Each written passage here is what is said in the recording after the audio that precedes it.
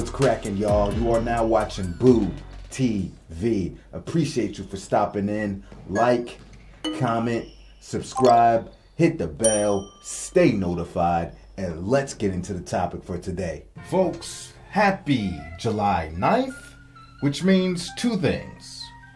One, it's my birthday. Just turned 37, still trying to live as young as possible and feel as young as possible.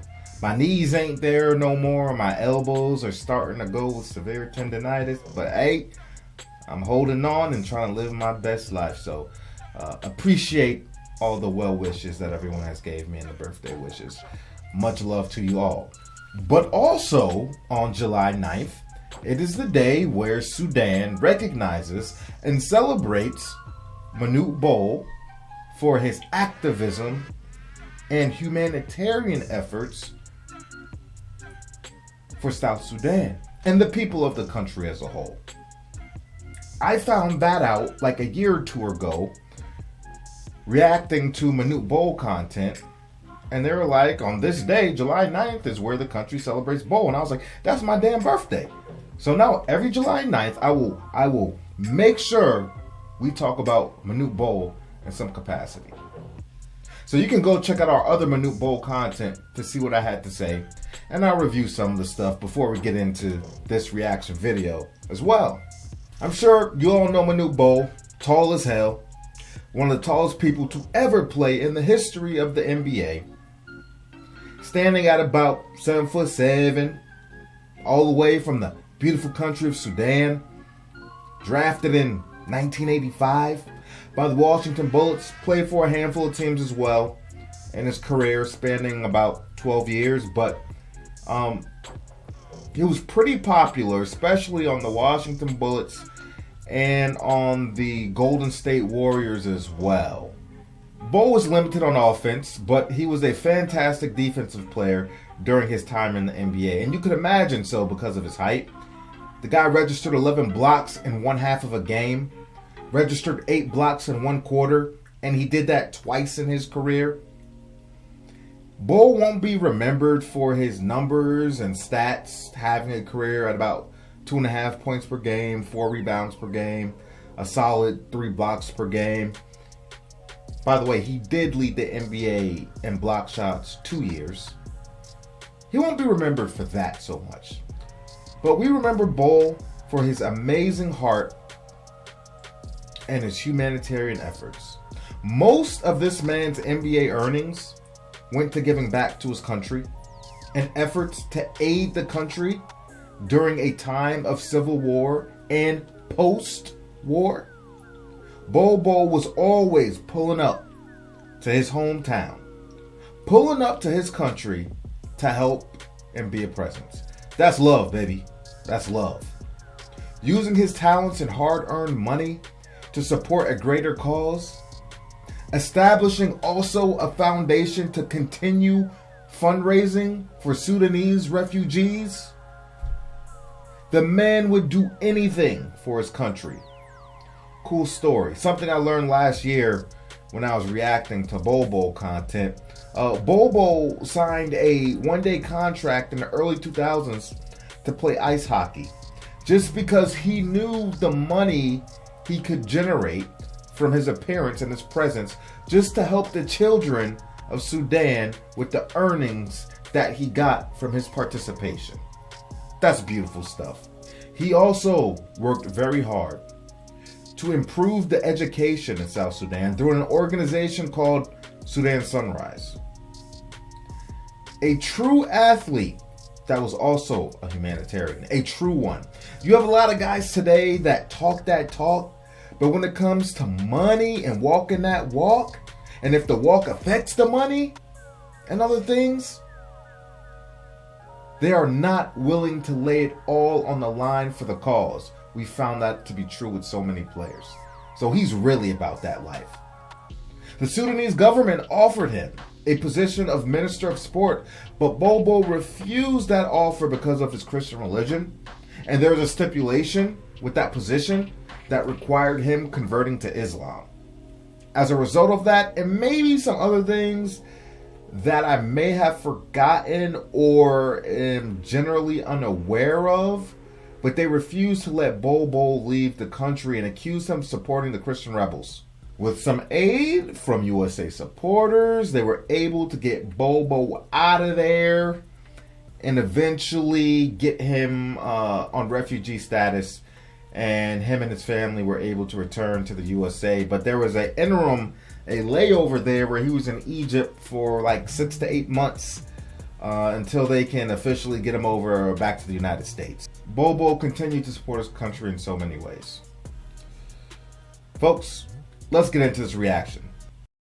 Manute Bol is the most unique player in NBA history, and we're not only talking about his freakishly long limbs. Just about everybody knows that Manute was 7'6", and that just his legs were 5 feet long. But just like his physical appearance, his life story was different from any other NBA player ever. Other than Manute, nobody traded 80 cows in exchange for their wife. Nobody had to walk for 3 days just to reach the nearest basketball court or have their teeth removed to be respected as a man. And while most NBA players only saw lions in the zoo or while watching National Geographic, Manute had to live amongst lions and allegedly killed one with a spear. Bol was also a great humanitarian who warned America about Osama bin Laden way before 9/11 and was one of the key people in South Sudan's fight for independence. This is the story of the most unusual NBA player ever, and his unbelievable path from the African desert to NBA superstardom. Manute was born into a royal family, but it wasn't like he was living in a castle or slept on satin sheets. His grandfather was a tribe chief in Turalai, a small village in South Sudan in the middle of the African savannah. They were part of the Dinka tribe, who are the tallest people on earth. Manute's grandfather was allegedly 7'10". His father was 6'10", and his mom was 6'8".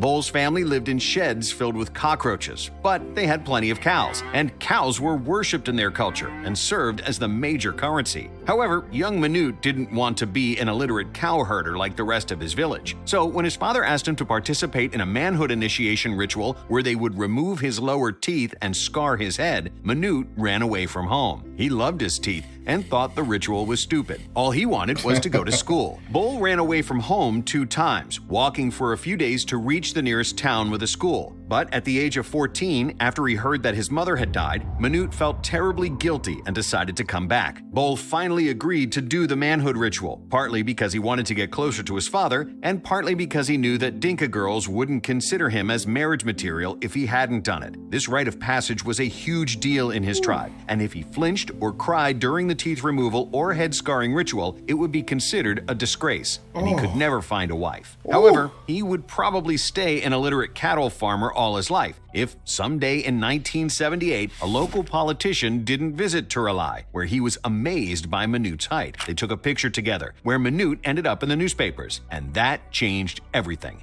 Bol's distant relative was a basketball player, and when he saw Manute's picture, he immediately wanted Manute to pursue a basketball career. But to get to the nearest basketball court in the city of Wow, Manute had to walk 50 miles. Between that hike and Manute not being too thrilled about basketball, it wasn't long before he went back to his home village. But his basketball-playing cousin didn't want to give up on him. So he sent another mutual relative on a mission to convince Manute to play. Joseph Victor Bol, a pilot with Sudan Airways, came to Turalai to talk to Manute, telling him that there is a basketball league in America called the NBA, and he could become rich and famous if he took basketball seriously. And when Manute heard that, the choice was easy. Disregarding his father's complaints, wealth and fame had more appeal than the family cows. So, in November of 1979, he started playing again. But to say that he was terrible would be an understatement. When he first got here, he couldn't do anything. He was weak and got pushed around. Even a small player could pass by him and score. Offensively, Bol could not control his feet. Even when he walked, he didn't know how to handle the ball properly or shoot a jump shot, Manute's first coach. And yet, this wasn't the worst problem Bol had. Because of a birth defect, 3 of his right-hand fingers were slightly clawed, which made it hard for him to catch the ball. But because he had an extreme motivation to move out of Sudan and go to America, Bol learned the fundamentals and improved quickly. Bol's footwork on defense became much better, and he developed a remarkable sense of timing for blocking shots. Manute was right-handed, but because of the clawed fingers on that hand, he learned to swat away basketballs with his left hand.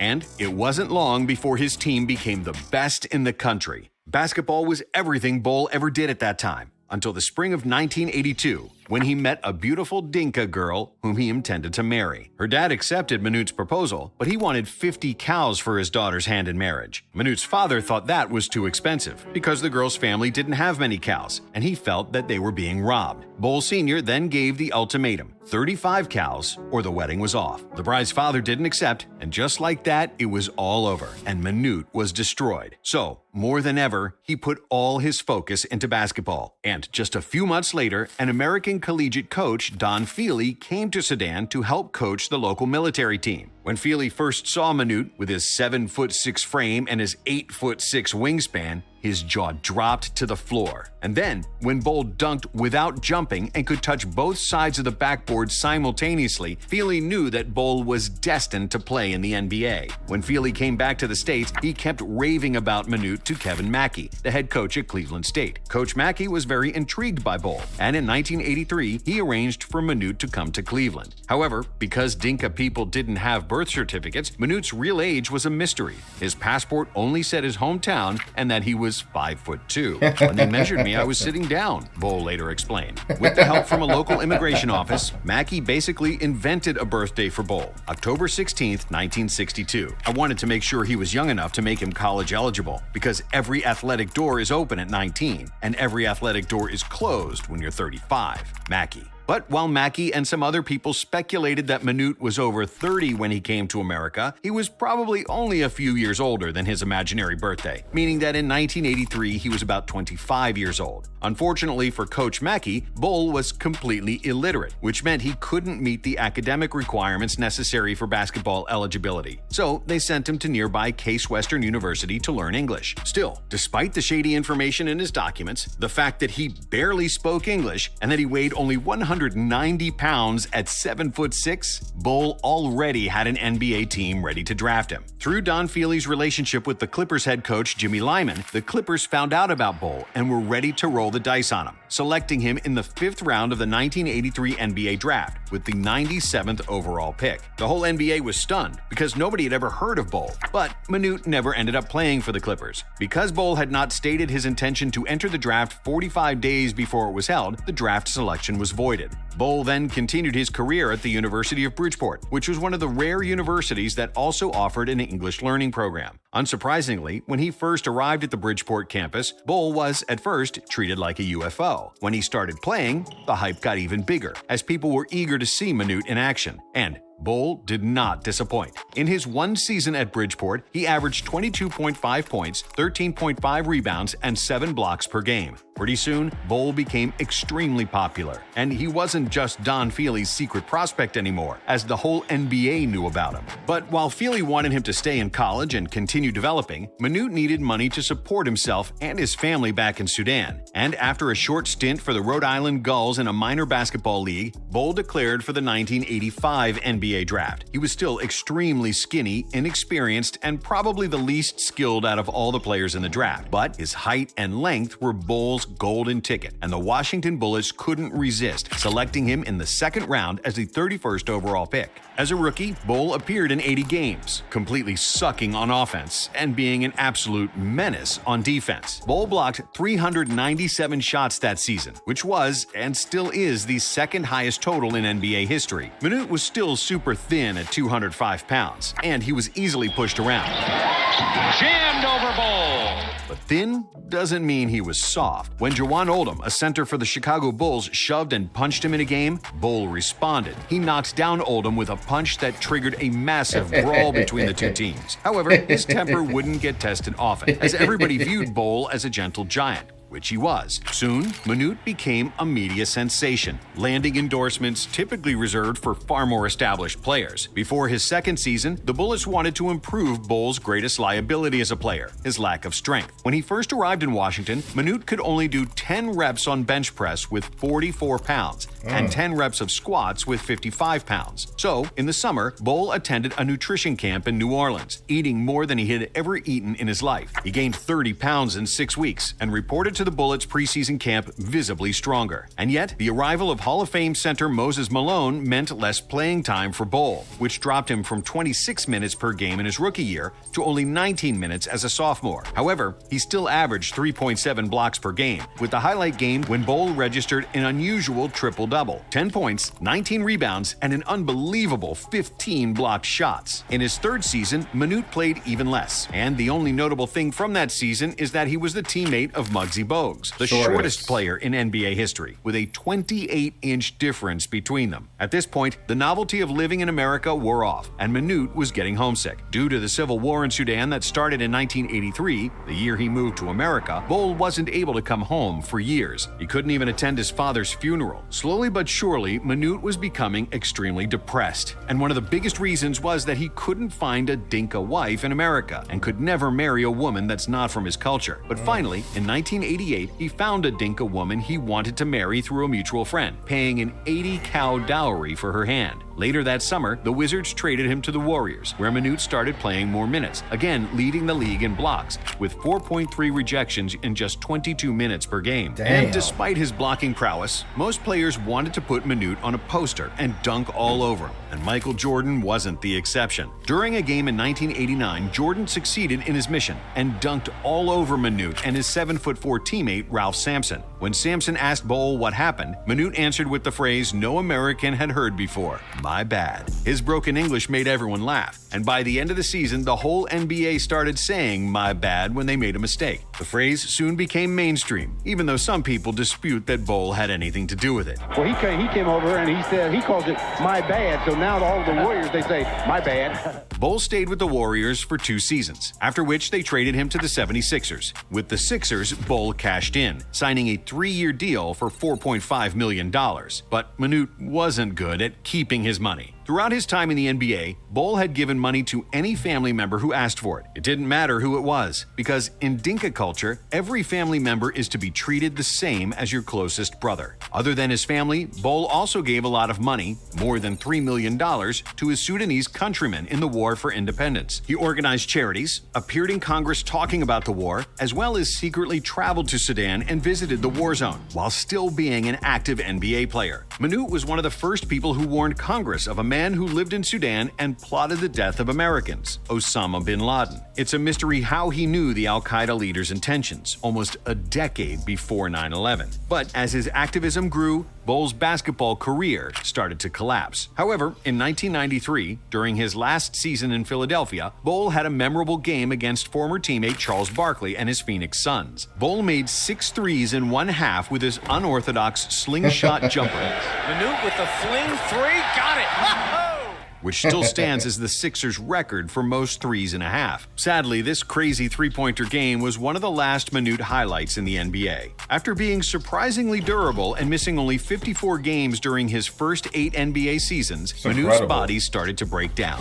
In 1994 and 1995, he appeared in only 19 games, after which he retired from the NBA. Because Manute was also a guy who liked to party and buy drinks for everyone around him, and because he was also a gambler, Manute soon ran out of money. His wife even won $500,000 on slot machines in Atlantic City at one point, but they both soon squandered that money right back. In 1998, when he returned to Sudan, Manute had between $50,000 and $100,000 left. The northern government offered him a job as a minister of sport, and Manute initially accepted. But after they asked him to become a Muslim, he refused, and the government got extremely mad at him. So when America dropped bombs on Sudan, they accused him of being an American spy, and he had to live like an outlaw. 3 years after he arrived in Sudan as royalty, he returned to America as a refugee. When he got back to the U.S., Bol did everything he could to earn $1. He appeared on Celebrity Boxing, defeating the NFL defensive end William Refrigerator Perry. He even signed up for ice hockey, horse jockeying, and various other escapades to make money. Manute did manage to earn back some money that he had squandered over the years, and in 2005, when the war in Sudan was finally over, Manute returned home. Over the next 5 years, he put all his efforts into building a school in his native Turalai, as well as traveling across the whole country and promoting independence for South Sudan. However, this was extremely painful for Manute, who suffered from rheumatoid arthritis and couldn't walk without a cane due to injuries he suffered in a car crash a few years earlier. Still, even though he somehow had to be carried from town to town, Manute kept preaching to people that they needed to vote for independence. Unfortunately, in 2010, Bol got a rare skin disease that caused infections, and he died of kidney failure. Less than a year after his death, South Sudan declared independence, with 98% of people showing up at the polls. Manute Bol won the biggest fight of his life, becoming even bigger than his 7'6" body. That's right. I forgot that he passed away just before South Sudan got that independence that they fought so hard for so many years. I forgot that part. Damn. I want to know more information. See, I didn't know about the gambling thing. Like, I knew that he pretty much had went broke, but I thought the bulk of that money had to do with his contributions and charity. So I'm curious as to how, like, I didn't know that he was a gambler like that, or how they at least portrayed him to be in this video. And I would hope they did their research to make a claim like that, of course. I knew that, you know, he liked to have drinks, like to party. I never heard that he was an alcoholic or, you know, a belligerent, for lack of a better word, drinker, partier. Maybe not belligerent is a very, very bad choice of words, but you get what I mean. I can't think of the word I want to use right now, but a heavy drinker or a heavy partier that blew a lot of money, I guess what I'm trying to say. But yeah, I would like to know, like, really how much money was he losing in his gambling as compared to the money that he gave back, you know, to his country. I'm genuinely curious. That's interesting. That's interesting. Hey, I like to party and I like to drink too. I don't gamble. Like, I don't play cards. You know, I don't play any of the casino gambling games. If I ever go to a casino, which I rarely do, I spend a couple hours on the slots and then call it a day. But I'm more of a sports gambler, which I can't do here in Japan. But when I'm back in the States, I do play FanDuel for daily sports betting. I'll say that much. But also, the part about him trying to find love, I didn't know that either, or I might have forgot about it. But dude, that it's like I need my wife to be Sudanese, and then like the father's asking for, bro, I want 50 cows, bro. 50 cows. What's up? 35. Nah, no deal. You ain't getting her tonight, baby. You ain't getting my daughter. You ain't marrying my daughter for no 35 cows. The hell you think this is? And then that was it. Never got to see that lovely lady again. Then he came back, found another one. But the one he ended up marrying, he had to pay 80 cows for her. God damn. You know how much beef that is? How much hamburger meat that is? 80 cows. Crazy how, depending on wherever you go in the world, just everything's different. It's a whole different world out there in another country. Wonderful documentary on Manute Bol here by Nonstop, no question about it. Happy Manute Bol Day to everyone in Sudan. I know you guys look up to this guy. I know he's a legend, an icon, a hero, rightfully so. So shout out to all of South Sudan out there. Much love to you all. Hope you're all doing well. And happy birthday to me. Appreciate y'all. Like, comment, subscribe, hit the bell, stay notified. And I catch you on the next one. We out, baby.